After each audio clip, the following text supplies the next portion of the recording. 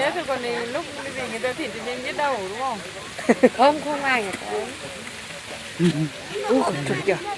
Trong thì không có tốt thành trông không? Thấy chưa? Trông thì thành đâu tuần trông đi. Cô biết thằng thế à? Còn thấy dễ.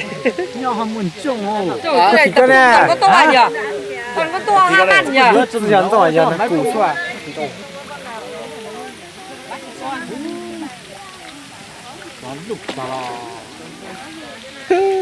Còn con to nó vào nó đứng ở đó mà. Mình quay phim nhá. Quay phim. Ôi, xem mấy con chó nó ổn đấy. Cái trả tôi tịch cho mấy con chó nó đi mà. Cá này thế. Không có thể chứ. Xanh cho là cá. Tôi này chưa thể sao làm thế nào. Quá nhiều quá. Lúc chơi Lúc này quá tận hậu. lúc chơi nó giờ lúc làm bác xây bác hồi lúc bản chí đó cho nó trở lên về phụ nó bây giờ bác hồ chọn gì từ nó giờ cho tôi này nhắn là pt chờ ở tôi sai chọn gì nhau từ hôm bác hồ lúc bằng nó trở lên cái về phụ nó mà bác chọn gì nó mà lo chỉ lo lên nữa Quên không mang cái máy đi. cho khó nó giờ nó biết tôi xí Bà toàn chụp đi, xong rồi đưa lên Facebook này. lấy rồi đi tụi nó mà lo chỉ lo lên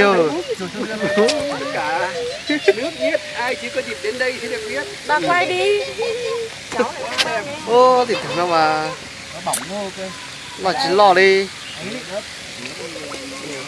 Bà Tô Kim Khánh, hội trưởng bản hội du lịch văn hóa Tâm Linh Hưng Hà. Đỡ sợ đấy. Đỡ chả sợ đâu. Đỡ chả sợ đâu. Này. ui con kia Đỡ chả sợ đâu.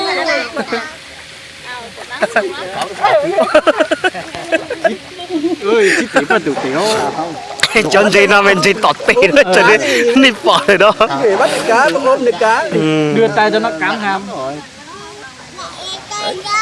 Kéo nó đớp nó vậy từ để chế ở ta tỏ mua khẩu bún gì nó được quá gì.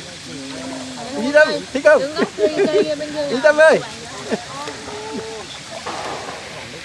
nó lo chỉ lo đó Cứ để nhìn làm sao được. Vừa nãy nó chỉ đớp vào tay. Để xuống nước thì nó mới đớp. Nó có người mùi. Đấy. Thôi, đi thôi. Rồi xem cá mãi không chán, xem cả sáng trưa mưa nắng sớm chiều cũng không chán. Quá đẹp.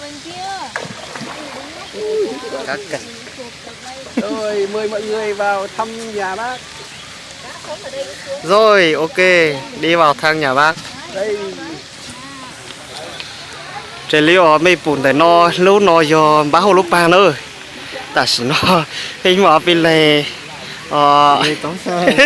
xây liền giống xây giống già phía bên này ta tại dùng một thang bác hồ lúc chỉ đó ta tạo dù cho hồ lúc nhà sang hồ lúc cá nhà sang luôn trở lên thì tụi nó mà hai lì Để nó do về khu chọn gì cái về khu xa. Tại vì nó với tôi là số về chọn gì thì nhớ chia nữa. nói về diện dấu xanh ta tạo sai à bác hồ chọn gì cái ta tạo quay video cho hình nó ở dưới cho Facebook mình sẽ để tao sai luôn Để nó chia. ta sẽ nó ở bi ta tạo ở dưới gì muốn xem bác hồ cho nè khâu cho sáu lúa trả lại thôi chứ mình sẽ lên chọc đi sai tao nó giờ thọ ta tạo tàu ký xe chỉ rồi đợi nó làm bác hồ khách chiếu xe đợi nó giờ một tấn này trực bảo vệ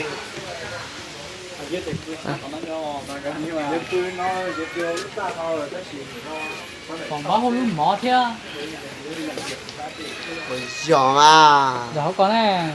nhớ cho nó dòng bác hồ luôn mỏ thỏng dấu kinh cự lù nhớ tụt nỉ nó nữa Bác hôm. cho tụi liu ở tụi nó dòng bác hồ cho tại vì nó bị sai cho tụi nó mà tuần xuân nia này nữa tuần đông mà tuần xuân nia để xí lúc chứ mà chỉnh nho rong lò Bác hù nhau nó Tại- về. Inu lấy lên ở bây giờ cho chữ ca. tại vì nó ở bi ta tỏ ở vô anh gì mà cho liu khó lời thôi chứ mình cho bị sai Nó hai ta điện thoại. Nó giờ cho quản lý thầu u đầu chùa lấy lúa mọc 1 tuổi đầu chùa ta tỏ nhỏ cho đời nó giờ cho lang bác ở pi tan tỏ cho các lọt giòn tại ở lúc pa ở mua cho ăn gì nông đâu cho lên mì bùn đời nó cho ăn gì nó mà kinh cơ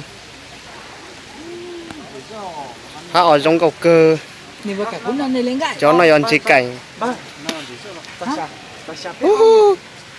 cho nó mà ngọc sách cơ nó dọn sông già hắn giống xanh tan tỏ nhau cho đẩy túi trọ tan tỏ chụp ảnh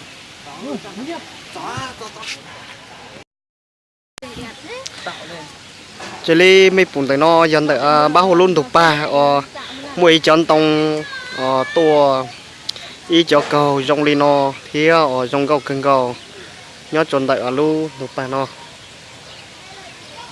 nó giờ cho tốt ngành Việt Nam ở tan tỏ tua du lịch đại luôn thuộc ba nó lên đại sư